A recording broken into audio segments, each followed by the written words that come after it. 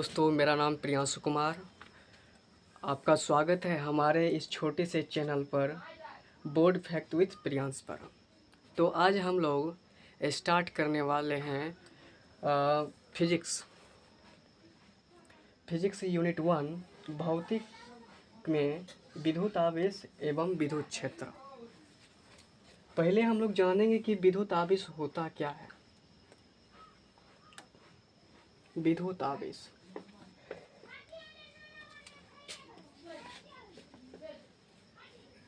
Electron की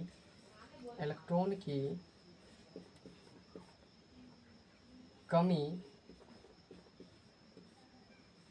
और electron की अधिकता।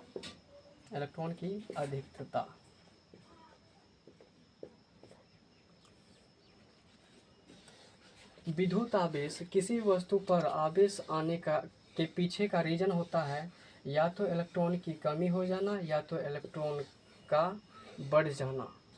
इलेक्ट्रॉन की कमी का अर्थ होता है इलेक्ट्रॉन का ग्रहण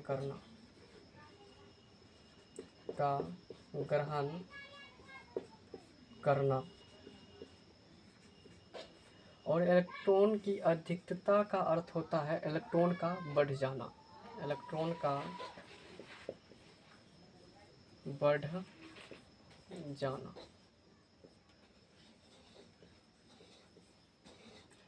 इसी इलेक्ट्रॉन के ग्रहण करने और इलेक्ट्रॉन के त्याग करने से जो आवेश जनरेट होता है, जो आवेश उत्पन्न होता है, उसको विद्युत आवेश कहते हैं। हम लोग दैनिक जीवन संबंधित कुछ उदाहरण जानने का प्रयास करेंगे कि विद्युत आवेश का हम अपने दैनिक जीवन में कहाँ कहाँ यूज कर सकते हैं या करते हैं। तो चलिए स्टार्ट करते हैं इसका दैनिक जीवन संबंधित उदाहरण। अगर आप अपने सर का बाल लेते हो और किसी बडी के थ्रू अपने बाल में ऐसे ऐसे करोगे, एक बाल तोड़ लो। आप एक बाल तोड़ लो, योगदान दे रहा हूँ मैं। बाल तोड़ लो और अपने बाल पर ऐसे ऐसे आप घर्षण कराओगे किसी बडी से। ये पेंसिल जो है, ये जो मार्कर है, ये पॉजिटिव चार्ज होता है। इसको आप अपने बाल पर रगड़ने के बाद ऐसे करोगे तो ये चिपक जाएगा। अभी हुआ नहीं है, इसको करोगे तो ये चिपक जाएगा। देख लो, चिपक रहा है। देखो, चिपक रहा है। इसका रीजन है विद्युत आवेश। जो आपका बाल होता है वो ऋण आवेश होता है और ये जो आपका मार्कर होता है ये धनावेश होता है।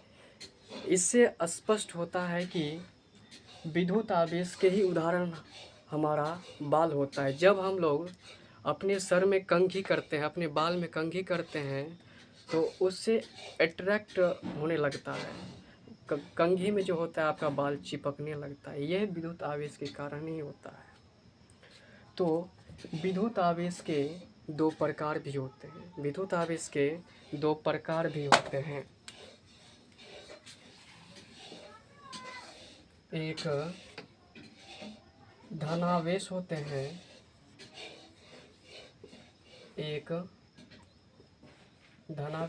हैं, दूसरा ऋणावेश होते हैं।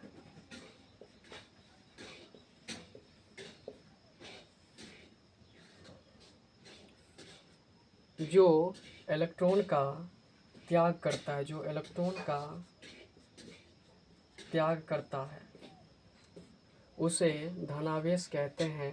जो इलेक्ट्रॉन का ग्रहण करता है उसे ऋणावेश कहते हैं।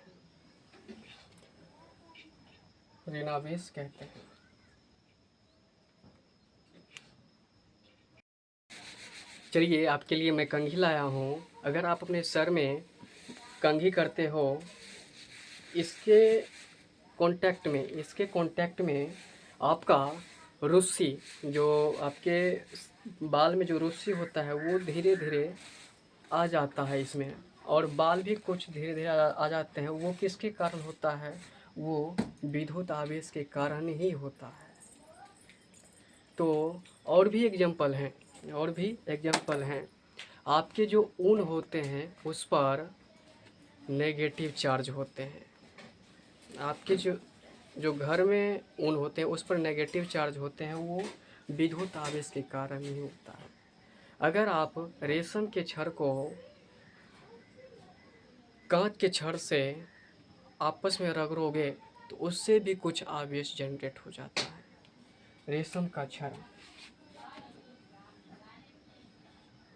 रेशम का छड़,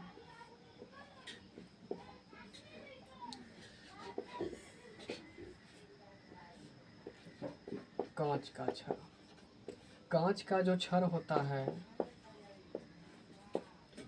पॉजिटिव होता है और रेशम का छड़ होता है वो नेगेटिव होता है। इसके कारण भी आवेश जनरेट हो जाते हैं। तो चलिए अब मैं आपको पूरा टॉपिक वाइज एकदम करके लिख करके दिखाता हूँ कि कैसे लिखना है और अपना नोट्स प्रिपेयर करना है। तो चलिए अब लिखते हैं। तो चलिए अब किस प्रकार एग्जाम में लिखना है देखते हैं। विद्युत आवेश एक प्रकार की ऊर्जा होती है।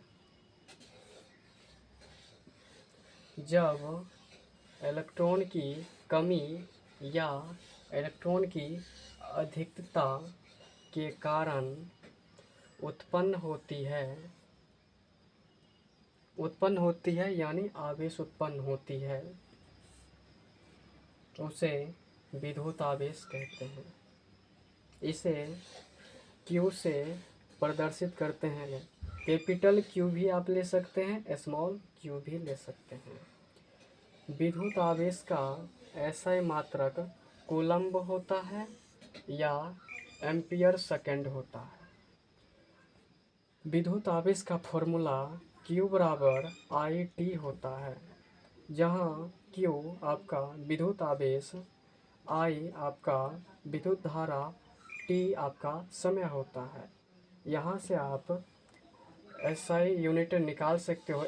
विद्युत धारा का SI मात्रक एम्पियर और समय का मात्रक सेकेंड होता है।